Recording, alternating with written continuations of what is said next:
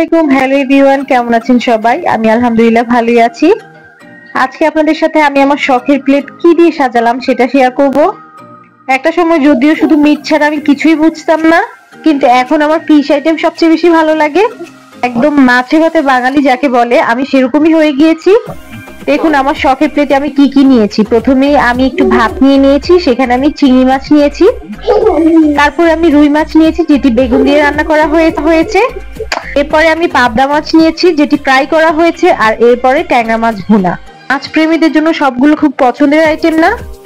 আমার তো ভীষণ ভালো লাগে। চিংড়ি মাছ তো কম বেশি বেশি সবাই খায়, যারা মাছ পছন্দ করে না তারাও চিংড়ি মাছ পছন্দ করে। আমার এই সবগুলো আইটেমের রেসিপি পেতে আমার সাথেই থাকবেন। সাজানো প্লেট সামনে নিয়ে বসে থাকতে আমার আর ভালো লাগছে না। আপনারা আমার পরবর্তী ভিডিওর অপেক্ষায় থাকবেন, আমি খেতে বসে পড়ি। ভালো থাকবেন সবাই, আমার পাশেই থাকবেন। আল্লাহ হাফেজ।